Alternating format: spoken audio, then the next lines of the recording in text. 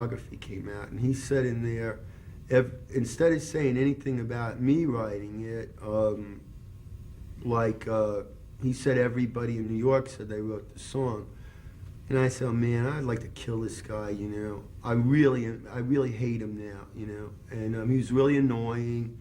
And I was running from everybody. I ran from Sid at 78. I was trying to give up dope. It was just too hard because I had to work every night and I couldn't get it, and I had to always be, I just couldn't deal with it anymore, you know. I didn't even really know it was wrong. I just was uncomfortable. But, you know, I was upset that John said that and didn't give me credit, but it was like typical of him, you know.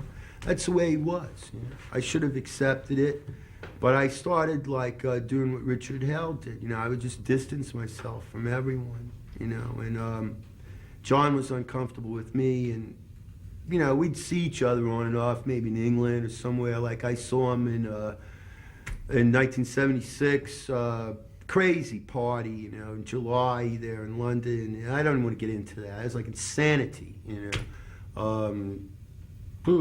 Chinese rock style.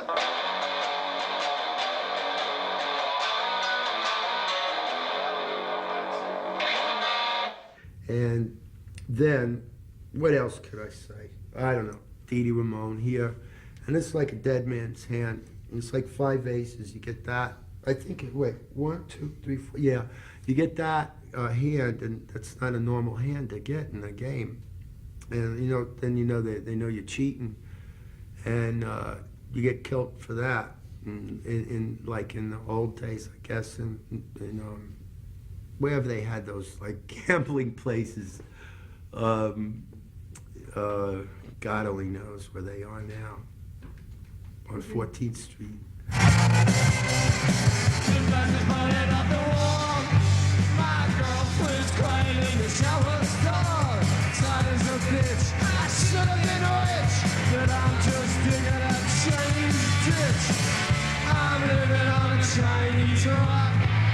All my best things are in rock. I'm living on a Chinese rock. Everything is in the pawn shop. I'm living on a Chinese rock. I'm living on a Chinese rock. I'm living on a Chinese rock. I love it on Chinese rock. I'm living on a Chinese rock. I'm living on a Chinese rock. All right. He's looking for some rocks. Yeah, I've never heard of that. All right. When it comes to dope. Yeah, all right. All right. The lyrics of the song, basically tell the whole, daily life of someone like me or anyone that was in that scene in New York then. It's like basically, you know, you want to go get some Chinese rock, and then you say, well, everything is in the pawn shop because that was the way you got it, or you had like a go-go dancer girlfriend and that stuff, you know, and then she'd come in to give you the money and you'd get it for her and you. Or your pals would give you money and you'd rip them off and all. And I guess that's where John learned that stuff. Uh-oh. But, so, you know, then the part about my girlfriend's crying in the shower stall, that was about Connie. She used to just go in the loft in the shower stall and cry, you know, and about the whole thing. And then she'd you know, flip a little. Eventually I got Joey's TV back somehow. And I remember she started flipping, and this is like right around the time I had just written Chinese Rocks. No, I was getting the idea from it about her breakdowns. And she just didn't know what to do to upset everyone that day. So she took Joey's TV and said, I'm going to smash this and throw it out the window and everything. And I said, oh man, do what you want, you know. And Joey just didn't say a word. He was just disgusted. He wanted to watch his TV already, and he was like fed up. And so then she realized I didn't care about the TV, so she pulled out a butcher knife out of her purse. And so I just somehow I got lucky that day. By a miracle, I just reached over here and there's a broom. I don't know where that, and I just smacked it out of her hand somehow. and I booked. You know, I ran down those stairs with my dear life, and I went to go cop. I thought I'd make her happy, and I got stabbed that day. I came home all bloody, and then we made up, you know, because we had a perfect excuse to do more dope. And she came home that night with $600. Uh-oh. So, you know, we went down to like where Johnny and Richard and, you know, and Jerry and I would probably usually get off at Richard Hell's house and stuff. And we copped like some bundles, which I hadn't gotten since before the French Connection when they were only $24. They were $2 each, the bags. And I think you could make, there was like somehow 3 extras, so you could make, you know, $6 out of it. If you, but everybody'd sell them for $3 to the squares, because it was hard to cop, you know. It was like risky. And, you know, this goes on and on, all these like crazy dope stores. I can go into one after the other, you know. Okay, I'll show you what's happened to me after all these years in the music business.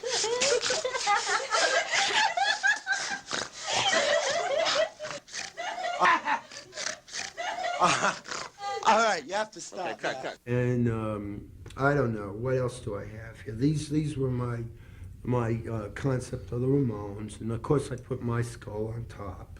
Wasn't the case, but it was my illusion. And this one I put Born to Win. And hello everybody. I'm Dee Dee King, the great blues legend, and we're here tonight in Huntsville, Alabama. I'm going to play some blues now. Yesterday was my birthday. It makes me like 52 now. It's funny, I don't know if I should like go into this now because it's later towards when, about 3 years ago when I saw John again, you know, you learn these defenses against who's doing it or not. You know, like, you know, if you go into an apartment and you see no spoons in the kitchen, you know something's wrong, you know. And relating to that, the time I forgave Thunders, and then he came up to my apartment and we were going to write some songs, and he said, do you have any silverware? So I said, oh sure, you know, and he comes out 20 minutes later. I was off dope then, and I said, what were you doing in there? You got high, right? And he said, yeah, you know. And I said, man, you got to go, you got to leave now, John. You know, I can't like be around this now. And you know, later on, I figured out that's why he wanted the silverware, because I saw the sped spoon there. It really was the start of my downfall. I went downstairs, and bought a pack of Camels. And I was like totally clean, and that just started my relapse. I ended up back on dope. I was on it for about 9, 10, 11 months, and then I had to go on the methadone, which I'd never been on. And I think the methadone led to everybody's downfall. Definitely to mine, you know. I guess it was good, it toughened me up, but I don't know how Thunders survived it all. I just don't know how that guy kept going like he did. I don't know where he got his strength, you know. And, but that's life, you know. All that stuff came along with the territory, and that's what we were glorifying, and it ended up being like an albatross around my neck. And that Chinese rock song was always a pain in the ass, because I feel like now it's like really, you know, 99% better, but I feel like I became like some kind of heroin guru. And like some band would like say, oh, you want to check us out and all, and they start playing Chinese rocks, you know. But the thing that really freaked me out and made me leave New York, which probably saved my life last May, was after Thunders died. That thing at the Continental Divide where I walked in with Mark Brady, my friend, and we saw a band playing Chinese rocks, and they had a person who was a dead ringer for Johnny Thunders in 1972 or something like that. I don't even know the year, when he was at his height in the Dolls, with the whole gear that he would wear, and he was singing that Chinese rock song. I almost had a nervous breakdown. Oh man, you know. So I left. And so that's, you know, that's what dope is about, like misery.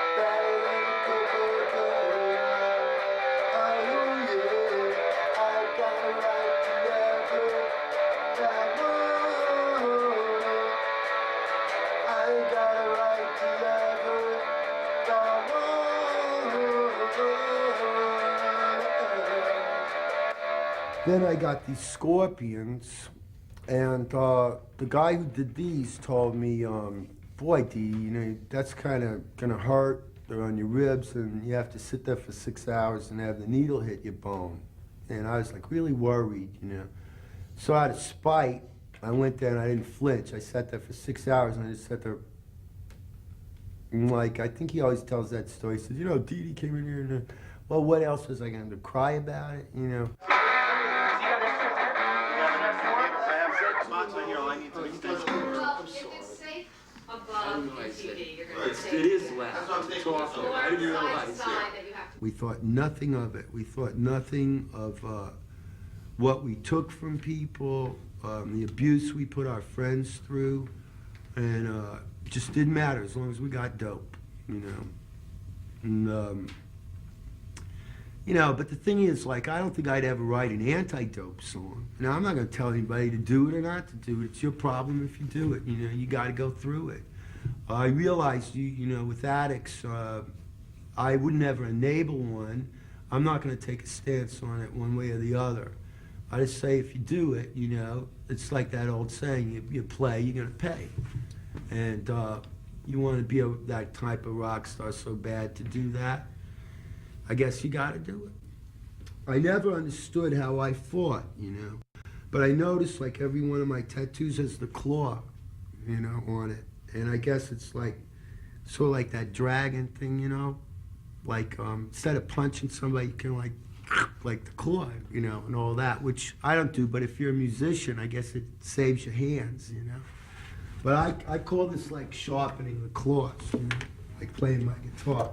Because, let's see, this thing plays by itself, listen. Uh-oh. Drugs. See, and like why they sharpen the claws, I guess to crush somebody's head open like they do in the karate movies. They have to like, strong in their fingers. I'm going to call you. See, now that's how I have fun now. I like to play this guitar. I call this one Douglas, not John, because of Johnny Ramone, because he just don't like to play. You know? You want me to make us some bacon and eggs? All right. We don't know what